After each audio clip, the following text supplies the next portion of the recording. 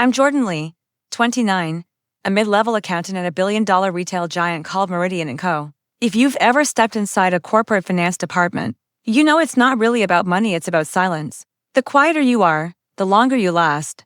When I first joined, my boss, Tom, told me, "Here, we don't make noise, we make the numbers look right."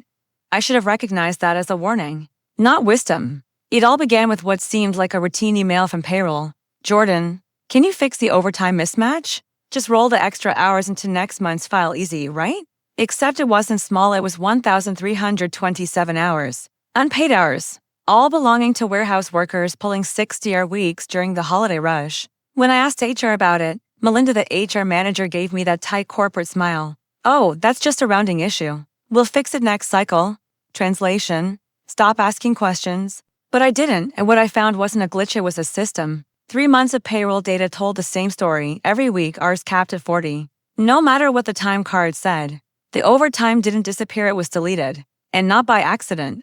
HR logins were all over the edits. Someone was scrubbing time like dirt off a ledger. I pulled everything together, screenshots, timestamps, user IDs, and built a full report. I sent it to Tom, HR, and upper management. Their response: "Jordan, appreciate your effort. Let's not overcomplicate things. Delete your draft and keep this internal." Delete my report. That's when it hit me. The real problem wasn't the numbers, it was the people. The next morning, my admin access glitched, my desk was moved. Meetings that used to include me suddenly didn't.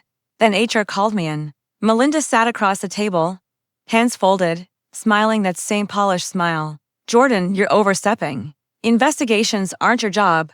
I leaned in. "Maybe not, but numbers are, and these numbers scream theft." Her smile faded. "You're getting emotional. That's not professional." I almost laughed. Professional, the favorite word of every corporate liar. They thought I'd fold. But I'd seen too many good people lose paychecks, promotions, and self-respect to roll over. So I started building my safety net. Every deleted entry was still hiding in an old backup server no one bothered to secure. I spent a long nights piecing everything back together. By the third night, the truth was staring back at me in black and white, a file so detailed it made my hands shake. That Friday, before leaving, I printed 3 copies, one for myself, one for the external payroll auditor coming next week, and one for the board of directors' ethics inbox. Monday came, audit day. The office smelled like burned coffee and quiet panic. The auditors arrived early asking for payroll samples. HR confidently handed over their clean file. Too bad the auditors already had mine. An hour later, Tom stormed into my cubicle, red-faced and furious. "What the hell did you send them?" "The truth," I said. "You should try it sometime." By noon, the conference rooms were locked down. HR, finance, legal, all behind closed doors. The rumor mill was spinning faster than the copy machines. At 3 p.m., an all-staff email dropped, effective immediately. HR is under internal review pending external investigation.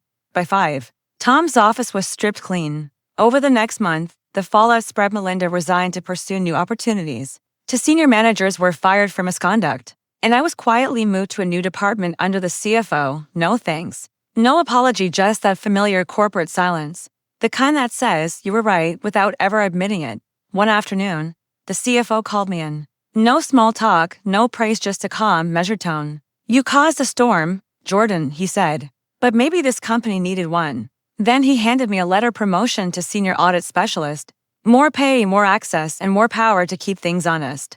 These days, when I pass by HR, I see new faces, same smiles. But the files don't lie anymore because I make sure of it. Every quarter, I run the audits myself. And when new hires whisper about how strict payroll has become, I just smile. They don't know it's because someone refused to stay quiet. They underestimated me, thought I was just another number cruncher obsessed with accuracy. But when the board saw those millions in unpaid wages, it wasn't me who looked small, it was them. All I did was fix the numbers the right way.